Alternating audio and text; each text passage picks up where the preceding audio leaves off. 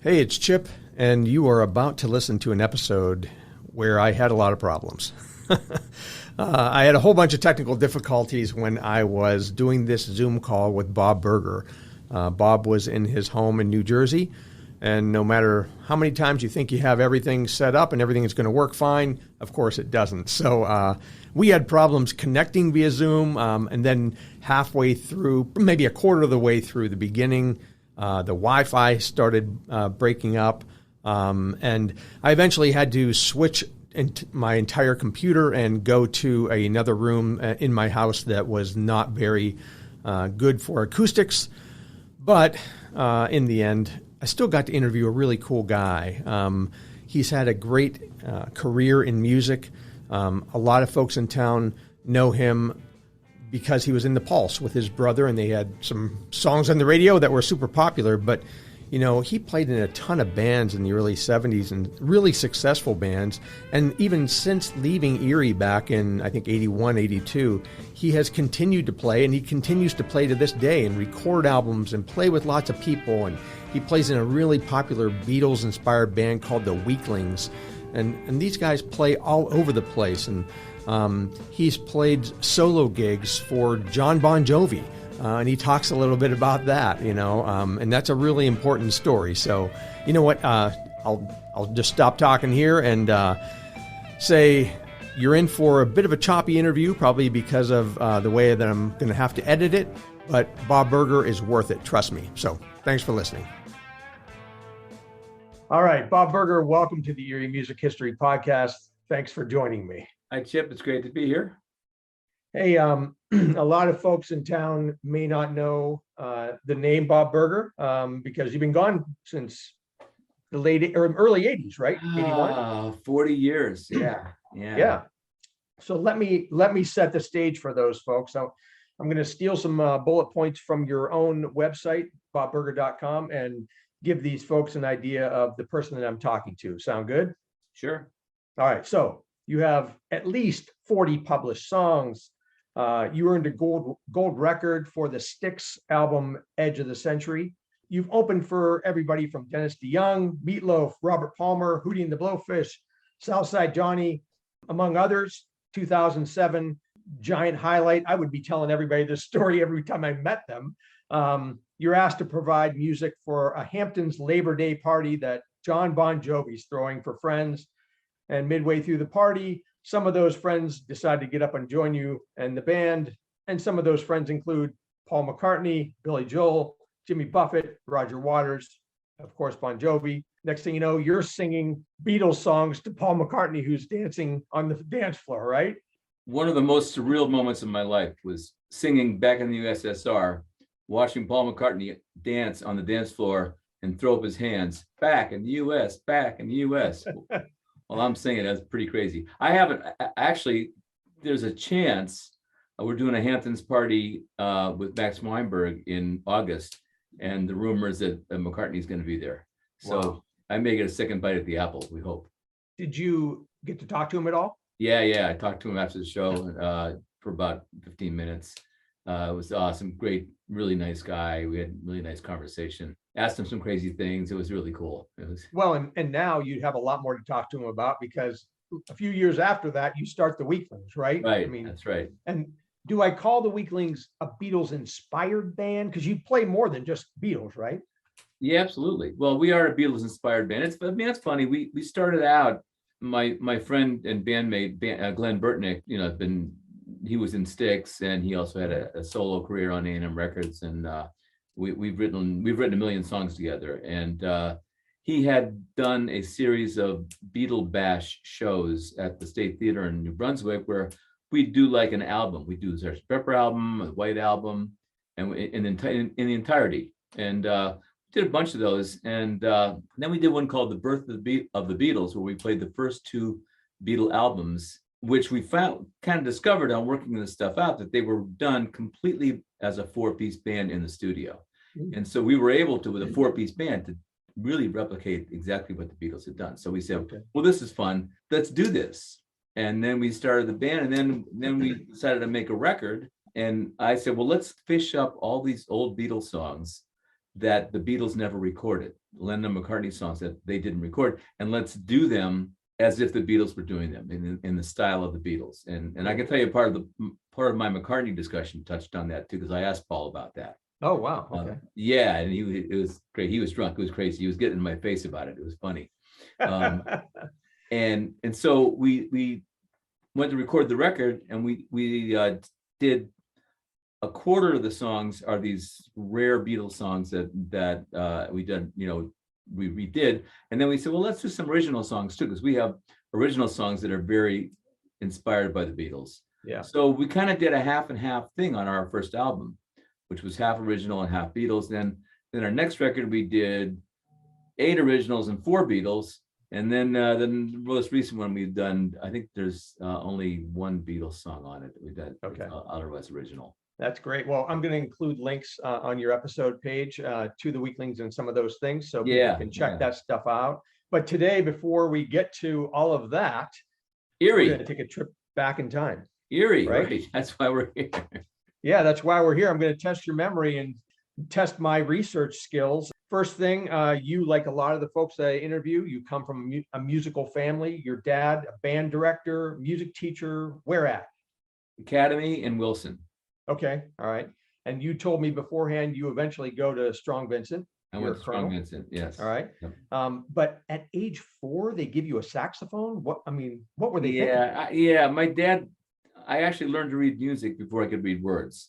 Oh, geez. But I can't play saxophone at all. I don't remember any of it. I don't remember any of it. My dad had this little soprano saxophone, and he put it in my hands. And my older brother had the largest saxophone. My dad had the bigger saxophone. So the 3 of us had the saxophones. And my older brother did become a concert clarinet player. But but I was of a different mind. And my dad started me that. Then he pushed me over to trumpet, wanted me to play trumpet, which I still can play. And I played that in like the school bands and stuff, but rock and roll was my thing. When I saw the Beatles on Ed Sullivan, like everybody else my age, when I saw the Beatles on Ed Sullivan, that was the end of it. And I refused. I wouldn't practice. I never liked to practice when I was a kid. I wouldn't practice trumpet. I wouldn't practice sax. I didn't want to practice guitar. I didn't practice anything. I just started playing, and I was lucky enough to get away with that. Am I correct in saying your sister turned you on to the guitar, or she taught me my first chords? Yes. Okay. All right. She did. How'd you learn that? Is that in my bio? I read your bio. Yeah, sure. I read everything. Yeah. So and so we should talk. I mean, you played for a long time with your brother Jeff. How many siblings do you have? I have 3 siblings. One of them has passed, but now I have 2. But I have 2. Oldest is this. My sister's the oldest, and then my older brother. I'm in the middle, and then my younger brother Jeff. Okay, gotcha. All right, and so everybody's playing an instrument in the house. Yeah, my sister was a concert pianist. She's fantastic. Oh, wow. But ironically, both my brother and sister went to music school. My dad pushed them. They were doing classical music. Yeah, and they both stopped playing music. They were frustrated with it, didn't like the whole environment, and quit. And when it was college time for me, my parents said, well, you can do what you want, but you can't go to music school. Oh, really? I said, well, that's okay, because I don't want to go to music school, because I had no interest in it. I like to play music, and I play everything by ear. And I know how to read music, but I don't use it. I just started playing. I just picked it up. And my dad and I, it was always button heads, because he could not understand what I was doing. He didn't understand rock and roll at all. Yeah. And so he was really no help. So well, you start pretty young. I mean, as soon as you get that guitar, you form one of my favorite names for a band, the What For, right? I mean, that was actually the second band. That's the second band. The second band, yeah. It's the same guys, but the first band was called the Gumballs. Oh, that's even better. Come on. Yeah, it was. We started that in 5th grade. And it was with my great friend Jeff Clare, and my other great friend Dennis Cohen, who I've associated with both those. I kind of been really good at keeping my friends from grade school. I mean, Jeff Clare and I were best friends since we were 7 years old. Yeah, I mean, I saw his name pop up everywhere, and obviously, I know of him. But during my research, it seems like you played with him in a lot of different bands. Most of the bands in Erie, he and I played together. Yeah, not all, but most. Yeah, right. And Dennis goes on to become the manager of the Pulse. He was the manager of the Pulse, we'll get to right? that. But he started out. We started the Gumballs, and Dennis played guitar, and I played trumpet, and Jeff played bongos because he didn't have any drums yet. He had a pair. I had a pair of bongos. He played the bongos. So we did that, and we tried out for the school teacher, and she said, "Well, you're not good enough. The guys aren't very good. You can't play." So I said, "Okay." I got a guitar, and I learned some chords from my sister, and we went back in, and a few months later, and we had two guitars, and I guess I don't remember bongos. I guess it was bongos still. And we played I Should Have Known Better and some Beatles songs, and the teacher said, "Okay, now you're good enough. You can play for the class." Okay. So we did. So it was like a talent show type of thing. Well, it wasn't a talent show. It was like, the teacher putting up with us. Really. It wasn't a talent show. Just like we got to come in and play for the class for a couple of minutes, so. Gotcha. But we did play for the 6th grade graduation. And by that time there's another name. After the Gumballs, we became the Beachcombers. Oh, okay. So the Beachcombers played the 6th grade graduation. And by that time we had 4 pieces. Mike Machina joined us on guitar. Okay. And so then which is the same band. It's the same band as what War. It's the same band. But we're called the Beachcombers. And we played on, I don't know if you know, did you ever hear this show? It was called Teens and Talent. No. You never heard of that? No. It was on CBS. It was on WSEE. Okay. And I think it was a weekly show, and they'd have bands come in play. It was like a variety show, and all the bands local bands, it was all local, would play on the show. And so probably lots of people you talked to played on it. And Teens and Talent, TNT. Okay. It's called TNT. Right. And we were the youngest band to ever play on it. We were 12 when we played on it. And we played Secret Agent Man and No Matter What Shape Your Stomach's In, if you know that song. I don't. Who's that by? Oh God, it's an instrumental. It was okay. It was a TV commercial. Look it up. I can't remember who did it. Okay, but it's a great song. All right. Yeah. And it was what they let you play 2 songs. We played 2 songs, and I did a little interview, and I actually have a tape of part of it. Do you really? Audio tape. Yeah, I still have it. Wow. And so you're in 7th grade. No, 6th grade. We're 6th grade. The summer between 6th and 7th grade. Yeah. Okay. All right. And that band, do you go through a little bit of a change in the what for? I mean, no, we just changed our name because we didn't think the Beachcombers was cool anymore. So we needed a better name. So we became the What For. 7th grade was What For. But didn't Bob join the band later? Bob on organ? Yeah. Bob Arcovio. He joined. Well, when Bob joined the band in 8th grade, we changed our name again, and we became the 4th Quarter. Oh, right, that's right. And we were the 4th Quarter for a couple of years. So all right, yeah. I mean, so you're in middle school. What school are you at? Well, they call it junior high back then. Yeah. So it wasn't middle. There was 7th, 8th, 9th grade, and Gridley. You're at Gridley. High. Yeah, greatest school in the world, by the way. Yeah. Gridley was one of the greatest experiences of my life. Really? Yeah, because you could get away with anything. We were just incorrigible. It was amazing. Okay, so where did you grow up? That you were you friends with Dennis Cohen and Jeff, like from the neighborhood, or? Yeah. Dennis lived a block away from me, and Jeff lived probably a quarter of a mile. We grew up by Frontier Park. Okay, all right. So the what for, how long does that last then before, is Kelly Cellar the next thing that you do?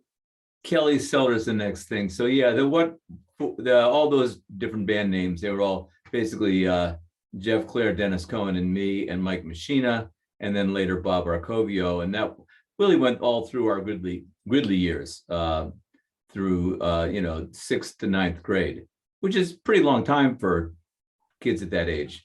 So I was a 4-year veteran by the time Kelly Cellar came around, and I was walking home from school, and across the street lived Cam Sublette, who I didn't really know very well, even though he lived directly across the street from me. He was a couple of years older than I am.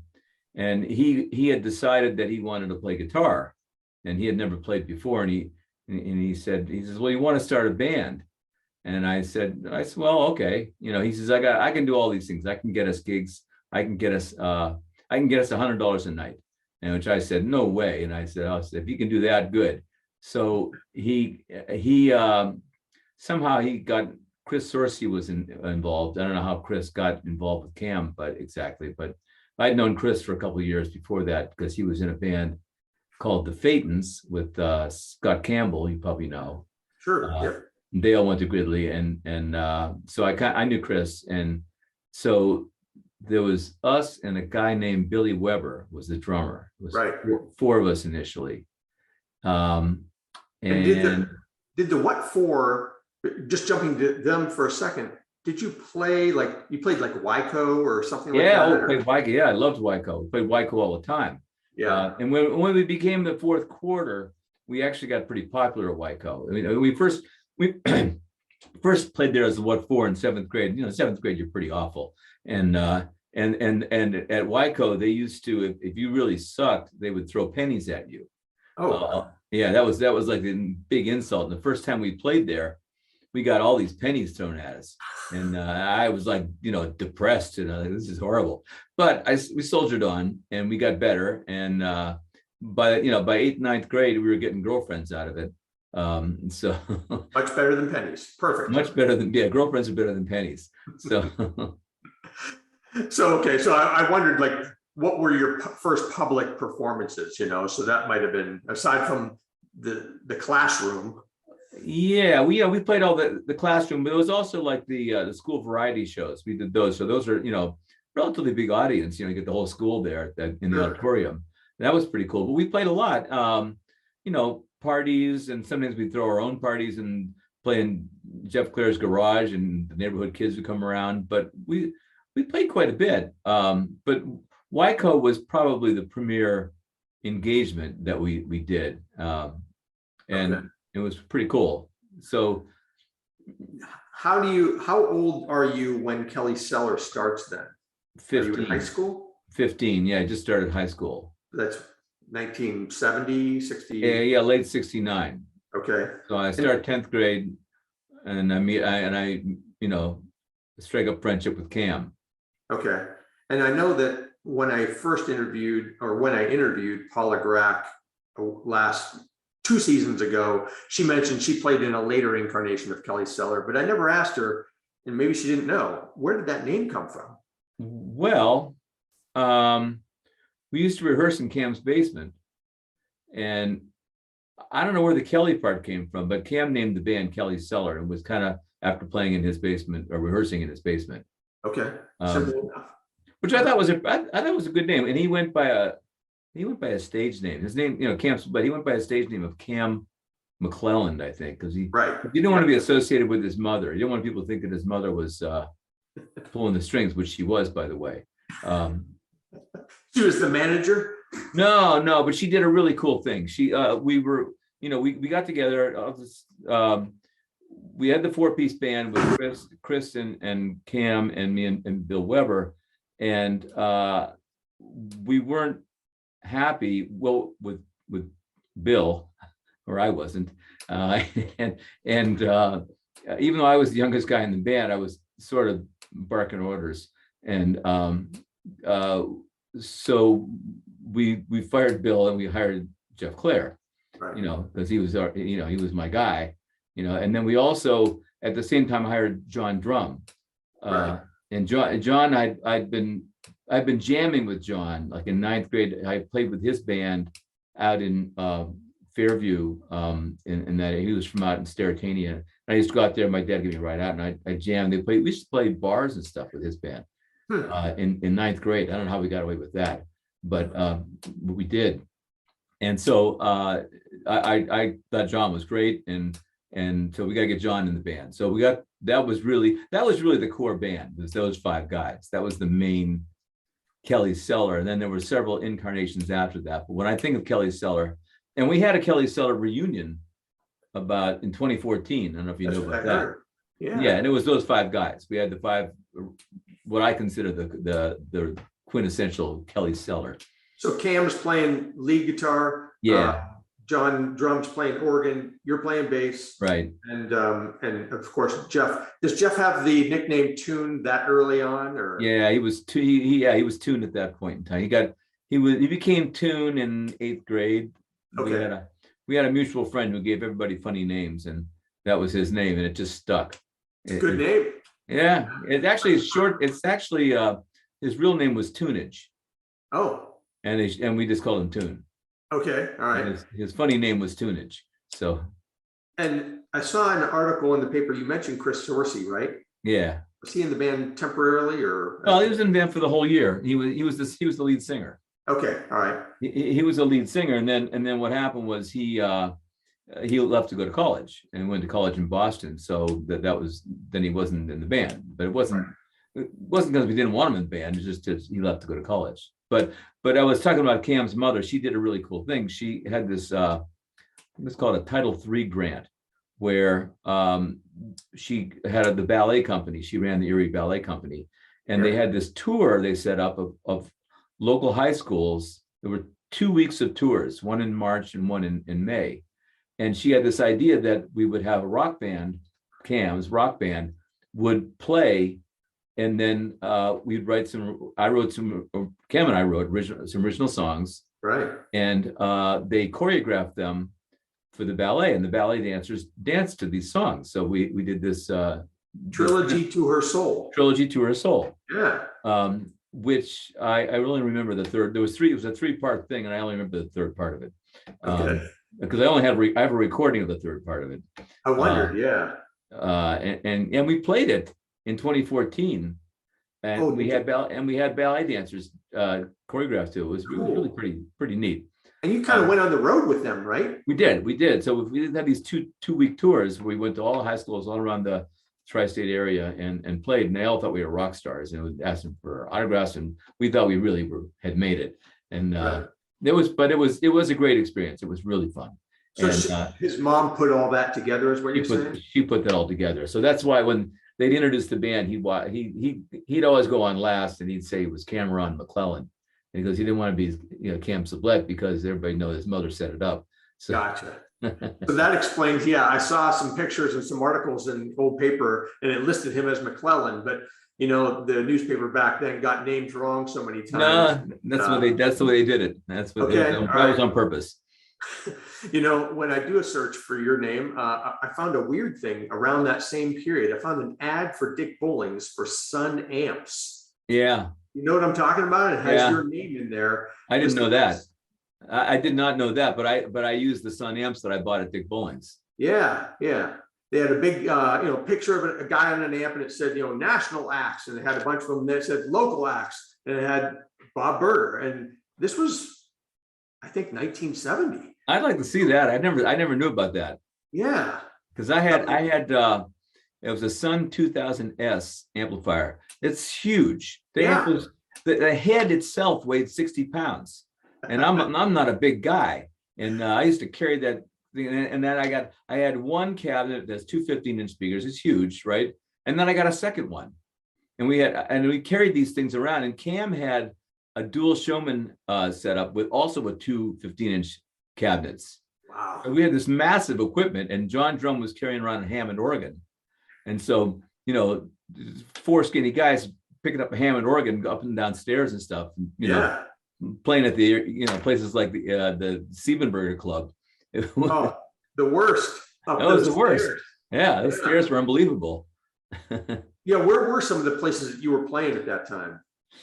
We played we played at Hullabaloo, which wow, okay. That was a great venue. Yeah. We played Mount Carmel, a lot of the high school things. Mount Carmel was the best one, because there was like 1,300 kids in the audience at that. It was wow. I actually got stage fright when I played that, which I don't get. And we played a lot, and Cam was true to his word. He got us $100 a night. So it was. I mean, back then that was probably pretty good. It was a lot of money back then. Yeah. Because when we played with the fourth quarter, we were getting we'd get $25-$30 a night. Yeah. So we were up to $100. It's like, okay, now we've added an additional zero at the end here. This is pretty amazing. So what happens? Like you said, Kelly Cellar went through evolutions. I mean, I know you eventually play with Eddie C and the Bees shortly But thereafter. later, yes, a bit later. Well, Kelly, like I said, Chris left the band to go to college. So then we were a four-piece, and I think I sent you a picture of the four-piece right after Chris left.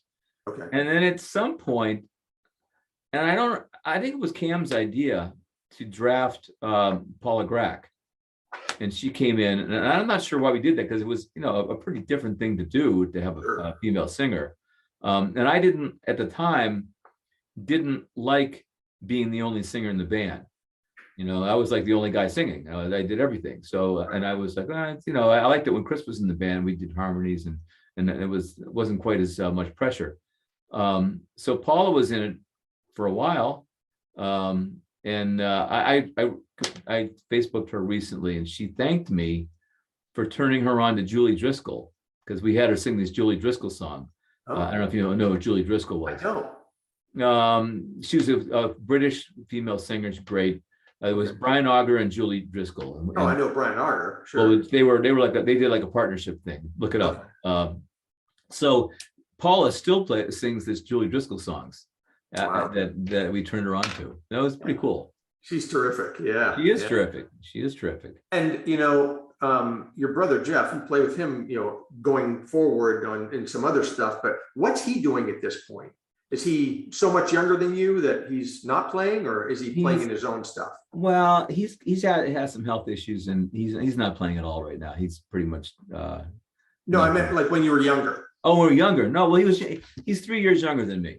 Okay. So, and when we were playing with, it wasn't even Kelly Cellar. It was going through the iterations of Kelly Cellar. I'll just complete the story. I'll get to my brother.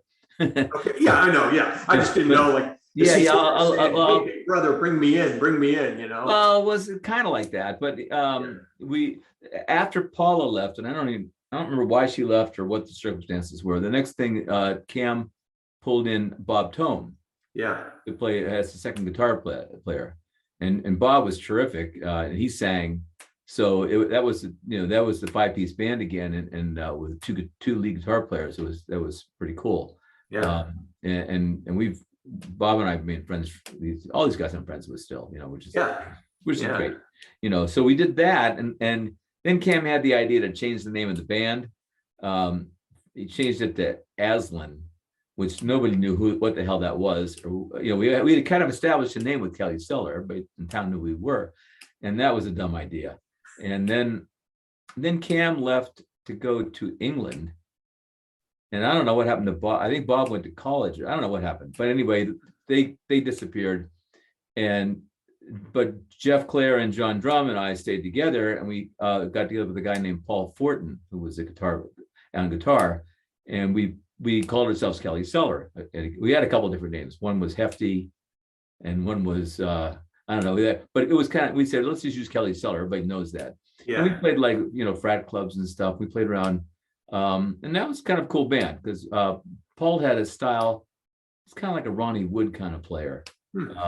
And it was good. We did the faces, and we did that kind of stuff. It was pretty cool. So that was like my last year of high school, and at that time my brother, we kind of became our roadie.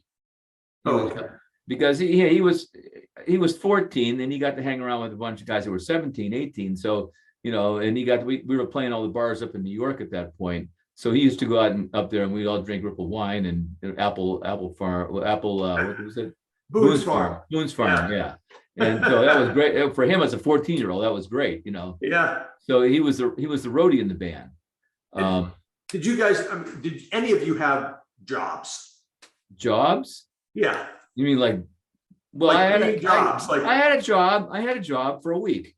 Oh yeah. Yeah. When I graduated from high school, the parents said, you gotta get a job. So my dad helped me get this job at a place. It was at 12th and Cherry, I think, and they made the stuff that goes inside fire extinguishers, like this white powder. Yeah. And I had to wear this suit because the powder got all over everything. It was like, this is pretty toxic stuff, actually. Sure. And I did it for a week.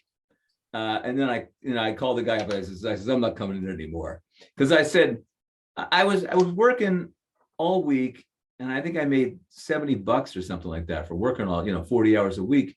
And I said, there's got to be a better way to make money. I can make more money playing. Yeah. So I got through the summer. I think we had another band that summer too. We had a band with Bob Tome came back, Chris Orsi came back.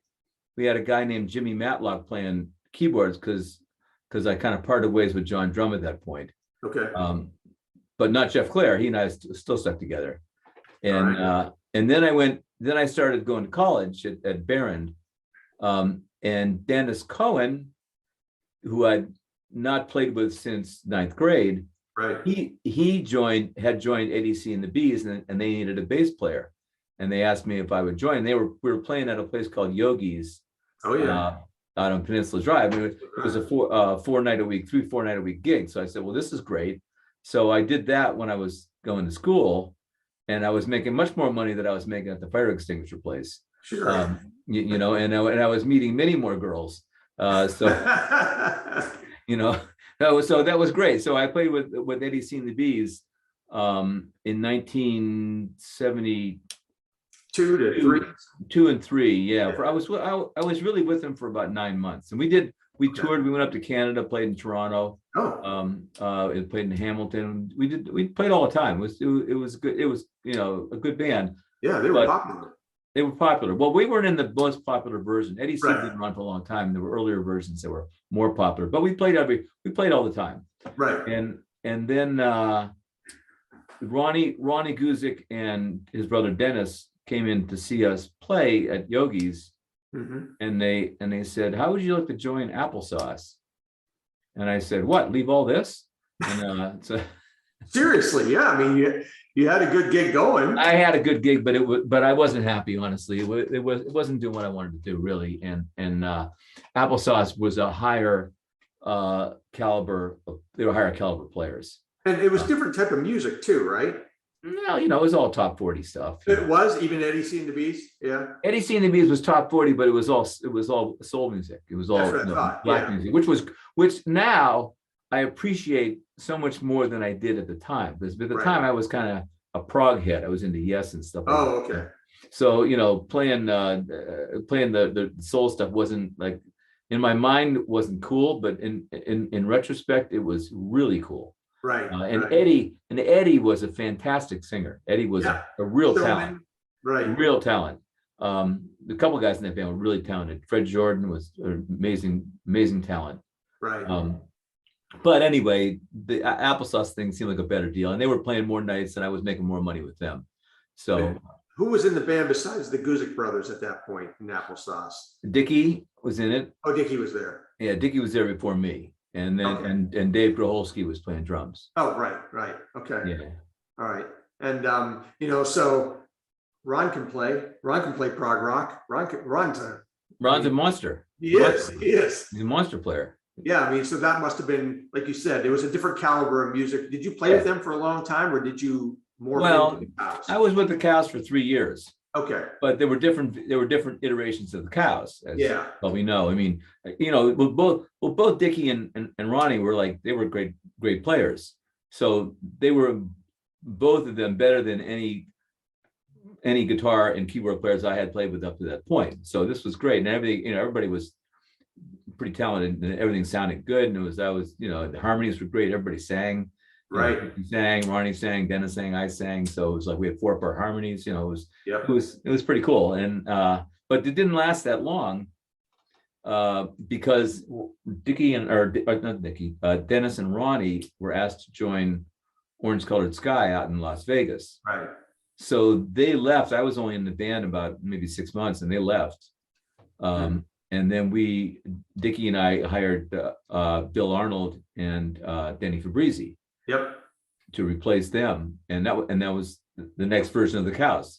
And Super good players themselves. Yeah, they were great. They were great players too. And we got a better gig. We moved from the Aristocrat Lounge to Lombardo's on 18th and Peach, or 18th and Sass. Yeah. We played 5 nights a week. And and Gret's the drummer still. Gret was the drummer, Okay. right? All right. And then so that went on for a little while, and Gret, I don't know, he got in an accident or something, and so did Denny Fabrizi. Denny Fabrizi got in a motorcycle accident. Okay. So we hired. Well, of course, I got Jeff Clare back in the band, and he played with the Cows for a while. Okay. And we had we replaced Denny with Chuck Leone. Oh, wow. Chuck Leone played keyboards, and he was great. Yeah. And then Jeff Clare left the band, I guess, to go back to college, and then we got Joey Salarino. Oh, okay. So yeah. So that was that version of the Cows. And you know, there was an article that I read that talked about you guys going to Niagara Falls to a convention center there to film something for some movie. Does any of this ring a bell? Like I didn't do that. No? It wasn't me. Okay. All right. Yeah. I'll have to check. I couldn't find anything else on this movie or anything. And it was an article. They may have done it. Maybe they did it after I left the band. I don't know. Yeah. Because that band, like you said, had lots of different players over the years. It did. We did that. But so we did that. And then Dickie or Dennis and Ronnie came back they quit Orange Color Sky, came back, and they said, we want to rejoin the band. Right. So we fired the other guys, and we got those guys back. And so it was Dennis and Ronnie and Dickie and me and Joey Salarino. And that was kind of like, again, that was the quintessential Cows. Yep. That 5-piece. Right. And there was lots of other Cows, but that was the one that was the most popular. And that probably the best music musically.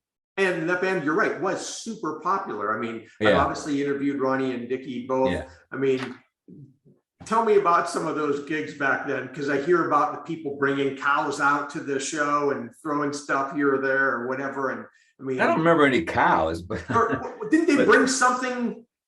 I don't remember that. That may have been something I wasn't. There was a couple. It was a Cows even before I was involved. They sure, yeah. But I don't remember anybody actually bringing a cow. We used to play at the. No. Like I meant like stuffed cows, not real cows. Yeah. It was stuffed cows. Yeah, they had stuffed cows. They used to bring stuff in. Yeah. We used to do that. We played at the Calories Club, which was an after-hours club. Right. We played from 12 to 4, which was a cool experience. And I was going to college for the entire time.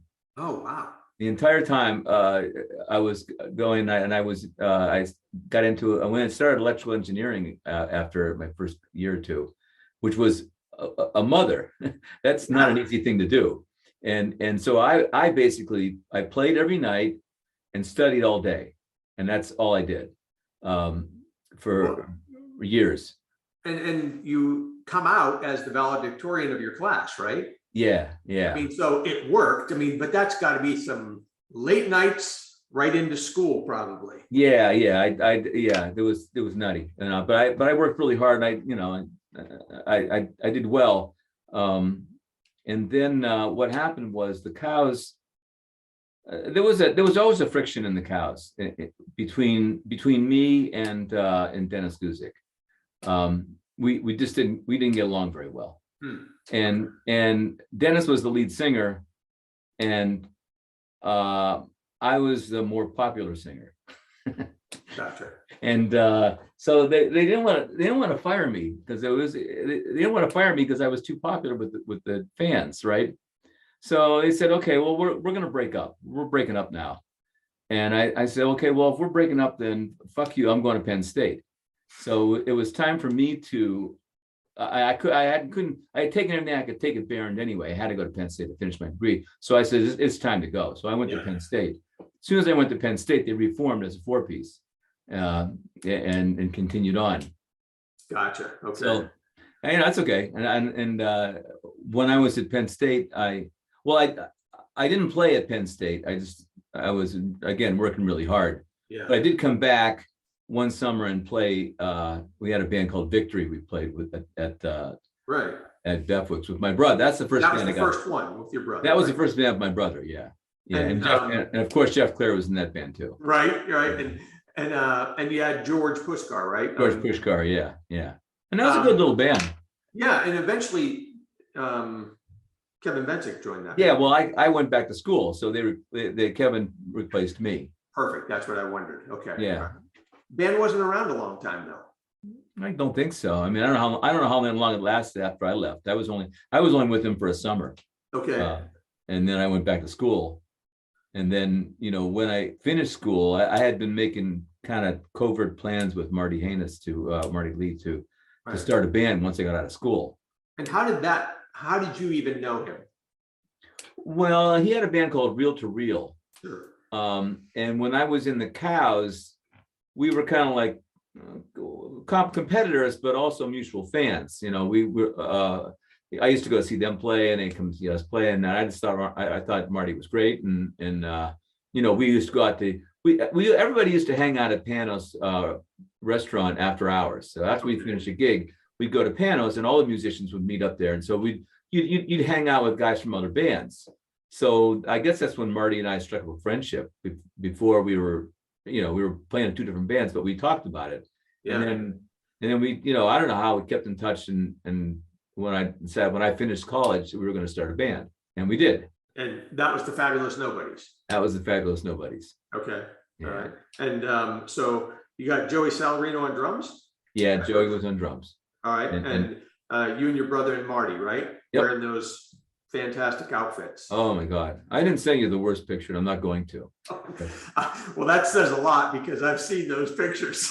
They're pretty bad. It is 1977, for God's sake. I mean, it is. And it was a bad.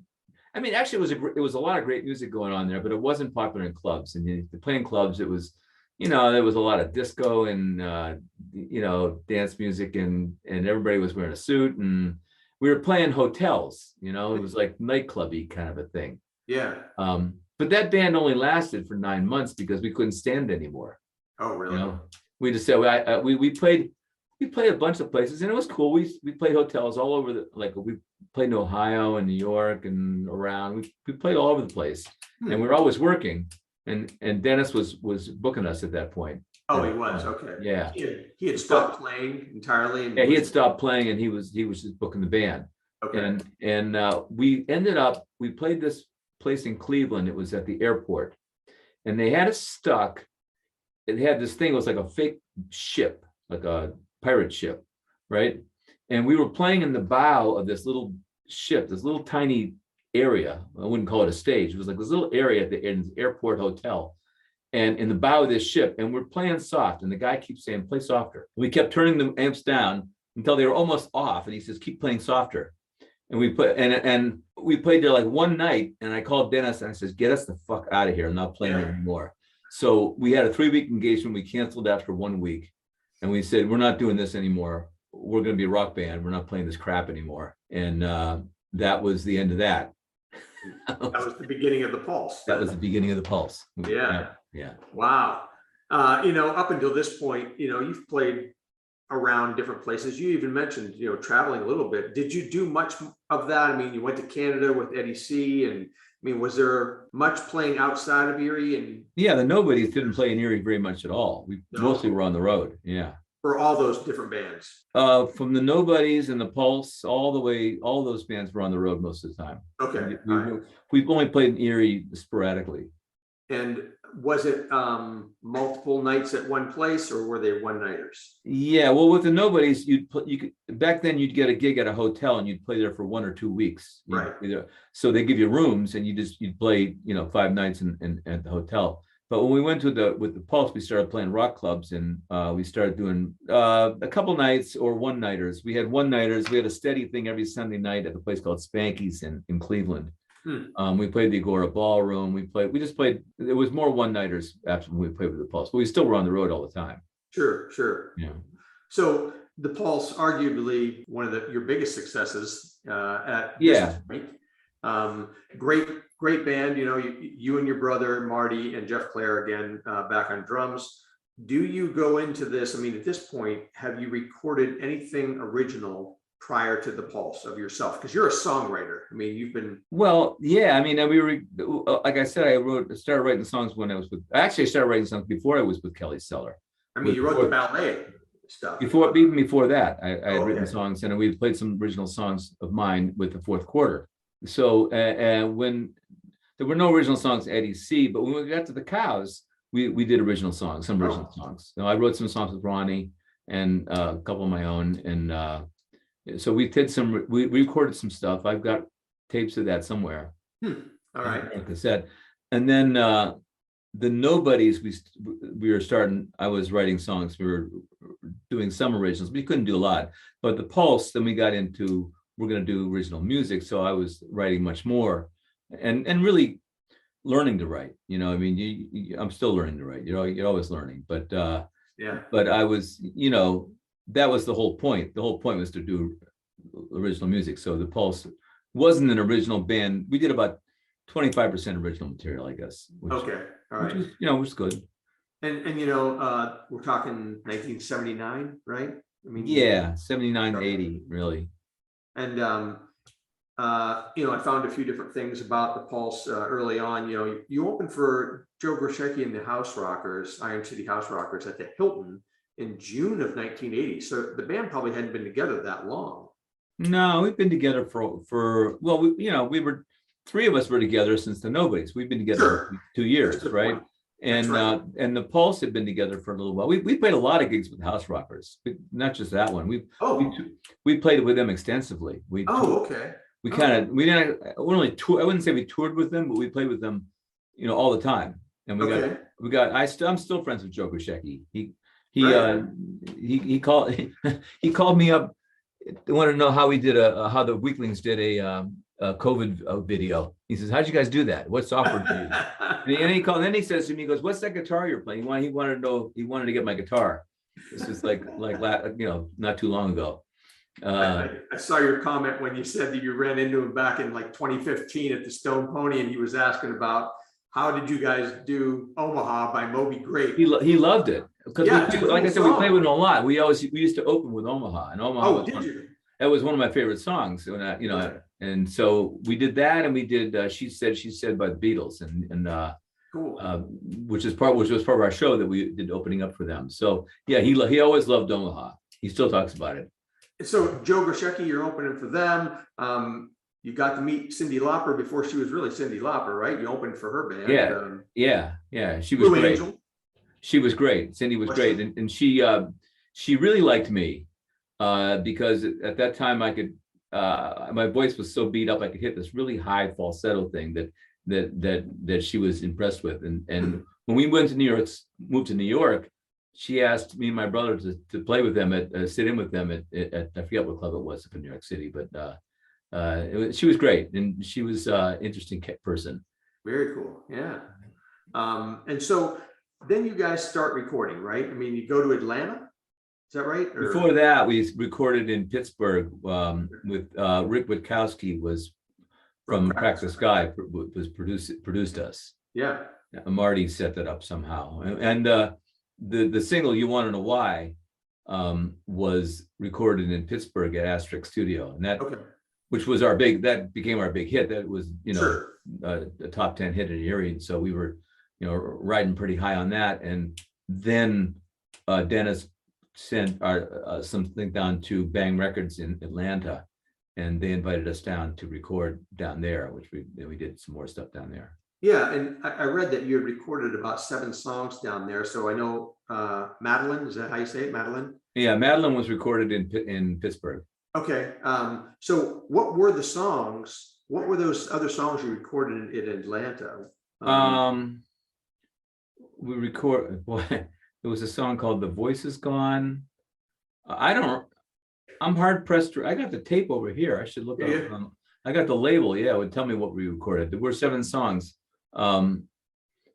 Did you guys actively play those songs in your act normally, or? Yeah, we played them all. There was a song called "Go to Your Man." We recorded down there. Talk Is Cheap.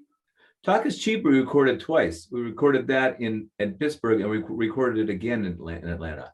Okay. And we did a little bit of soul. We recorded in Atlanta. Right. The guy down there his name was Ed C. He was the producer, and he was great. He was an experienced producer, and he helped us a lot. So yeah, that was good. So where, if someone wants to, like, if I want to include links or something, can anybody listen to those songs anywhere? Are they No, on I never YouTube? know. You know, one of our lighting guy, John Farr, I ran Sure. into recently. He comes to see the Weeklings play every now and then. Yeah. And he emailed me. He said, would you put together? He goes, I'll pay for it. He goes, I'll pay all the costs to put together a Pulse album. Yeah. And I told him, forget about it. I says, I'm not going to do it because I don't want to spend the time doing it because it would fall on my shoulders. And I still have all the tapes. I don't know if they actually play because they haven't been cracked open in 40 years. Right. But I still have them. I still have the tape deck, so I could theoretically do it. But I'm just not a backward looking person, and I got too many I have so many songs. I figured it out that I have more songs written than I'm ever going to be able to record in my life. I'm never going to make it. So I just finished a new solo album. Already? Oh, okay. Yeah, it's going to be released next month on Gem Records. Okay. And I want to do another one. I want to work, and we just recorded 7 songs with the Weeklings last month, 2 months before my surgery, so it's 2 months ago. And And you still have a studio in your house? yeah, well, I'm sitting in it right now. Oh, okay. All right. Because I mean, back in the day, I remember the guys, or a few of the guys from Friction came down and recorded. They in did. the studio back then. I can send you a picture of that. I got a have picture a of it. picture. I just posted it on, or no, I didn't. I just interviewed Marty Coe. He was on episode 1, but I know he didn't come down. He didn't come down. No, it was Bob Michael. Yeah, Bob Michael and Marlon Scott. It's a picture of them with my son when my son was like 3 years old. Right. In my studio. I had a studio when I was. I always had a studio. You did? Okay. I was going to ask you that. Like, was that a money-making endeavor, or was that just for your personal? No, it's a personal studio. I never really made any money with it. Well, I made money, but wasn't the point. You know. Yeah. I mean, my first recordings, my dad got a 2-track Sony reel-to-reel tape deck when I was in 6th grade, and so I learned how to do stereo recording. I learned how to do sound on sound.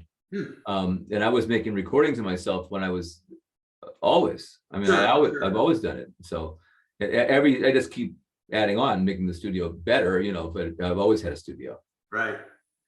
So with the Pulse, you guys were around a couple of years, super successful, 2 songs, and then, well, not 2 songs, you had a bunch of songs, but obviously the Little Bit of Soul song comes after you've already kind of broke up, like it goes up the charts, right? And you get back together, do a little bit of a reunion, right? Yeah. And so then what happens? I mean, what happened with the band? I know you and your brother eventually move away, right? Well, I mean, it was pretty simple. I mean, we were playing with the Pulse. We played down in Pittsburgh area. Donnie Iris comes down to hear the band, and he loves the way Marty plays. So he asked Marty to play on his first record they were making at the time. Right. The record they get signed to MCA Records, and they asked Marty to join the band. What's Marty going to say? Right. So when Marty left the band, we had toyed with the idea of replacing him with another guitar player. I just didn't find anybody that I thought could cut it. And so I said, okay, it's time to go. And that was the end of my Erie rock band career. Yeah. And you moved then, right? I moved. First I moved to Annapolis, Maryland, right, for a year, and then I moved to New Jersey, which is where I've been ever since. So you moved to Annapolis to take that engineering job, electrical engineering job, right? Yeah, well, I've been out of college for 3 years, and so there was like, well, okay, what were you doing the last 3 years? Were you in jail? It's kind of weird because when you get out of college, they expect you to go and start working right away. But I had such a high grade point average that I could get away with it. They said, well, this guy, he's bright. So I got hired, right. And then I used that to take me up to New Jersey, get another job in New Jersey. And then you go to law school. Then I went to law school. I mean, you just never take a break. I'm an overachiever. I guess so. Yeah. So, and then the majority of your career since then has been as an attorney, right? Not an electrical engineer. No, that's actually not true. No? I went, I worked as an electrical engineer, and I had a bunch of bands. I was playing in bands the whole time. That's when I had a band called, my brother and I had a band called Blonde Obsession. We played in New York City we played at the Bitter End on Bleecker. We played in Greenwich Village all the time. Yep.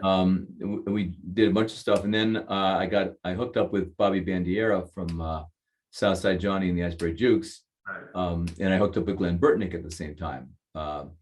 And I was working as an engineer, and I did a gig. I had a gig for a summer with Danny Federici from the E Street Band, and I just, I kind of like, I was working really hard, and then I said, well, I don't know why I went to law school. I just always wanted to. I don't know why I wanted to. So beginning of the 90s, I went to law school, and I stopped playing for the 4 years that I was in school. And then after I finished school, I went to work I still work for the same firm. It's the biggest, oldest firm in New Jersey, best firm in New Jersey. Been around since 1850 or something. And they're called McCarter in English. But I went to work for them for 6 months, and I didn't like commuting. I didn't like the train. So I went back to my old job as an engineer, and I told the lawyer, I said to the firm, I said, well, I'll stay on.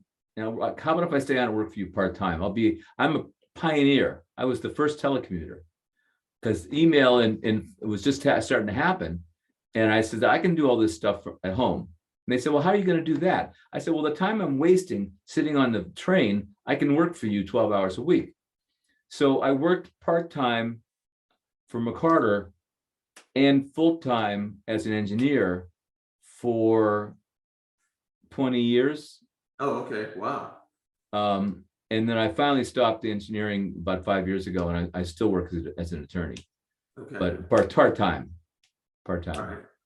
How much time is dedicated to the Weeklings these days? A lot. Depends on what's going on. But I play a lot. My schedule is I play maybe until I got. And last year was an exception, and COVID was an exception. COVID stopped everything. But before COVID, I was doing about 120 dates a year. Okay. And with a variety of things, I got there. I do my own band, which they call Bob Berger and the Ever Changing Band. Okay. It's called that because I have different players, and I use different players all the time, different gigs, do different things. I put out, this is going to be my 5th solo album. Will be out this next record. I've done 5 albums with the Weeklings, and I also do the Max Weinberg jukebox show. Okay. Which is all over we've been all over the country with that, and even went to Italy to do that. And what is that? Describe that to me. Well, Max is an interesting guy. He how did it start? It started out, he had some gigs we were doing, like, private Motown thing, corporate things, and then they wanted to do something in Chicago, and they said, well, can you guys play? Can we do a gig in Chicago, and can you figure out enough material for us to play? And I said, yeah, I can do that. It's not a problem. I know enough. I know a million songs, and we can, and the guys who were playing, we can do that. So we went out, and his manager had this idea that he's going to give the audience a list of songs to choose from. So we have this song list of, I don't know, 250 songs or something, and they scroll it behind the band, and the audience picks the songs. Wow. And Max comes out, and he's the MC. He walks out, talks to the audience, goes out into the audience, and asks them what they want to hear. And he'll pick up 4 or 5 songs. They'll come back up stage. We'll play the 4 or 5 songs, and they'll go back and do it again. So we never know what we're going to play. Yeah. It's every night is completely different. Yeah. So that keeps you on your toes. Yeah. Yeah. And Max is terrific. He's been really great to us. He's been just what a guy. Great guy. Do you ever get back to Erie? I'm coming back next month. Oh, that's right. Yeah, we talked about that. I get back every few years, and I last time I was in Erie was in 2018. My mom passed away, and went up there to have a funeral for her. I used to go I would say probably every 5 years I make it up there, but I go more often, but I'm too busy. Still have family here, or? Just my brother lives there. I have a couple second cousins. That's it. Gotcha. Okay. It's mainly just friends, Sure. Well, you have a lot of friends in this town that are musicians, and they speak very fondly of you. And that's why I wanted to have you on the podcast for so long. You played in a lot of bands, and played a lot of bands. I still play in a lot of bands. And you still play in a lot of bands, and a lot of folks love your old bands. And this was, I hope we covered all of the ones from Erie. Did we miss anybody? You're very thorough. I think you covered them all. I will say that you mentioned the song Madeline. And I re-recorded that on my first solo album. Oh. So that was like my carryover from the Pulse to a solo thing. So the Pulse recorded Madeline, then I recorded it again in more of an acoustic version. It's on my first album. Okay. And it's still one of my most popular songs. I play it almost every night when I play.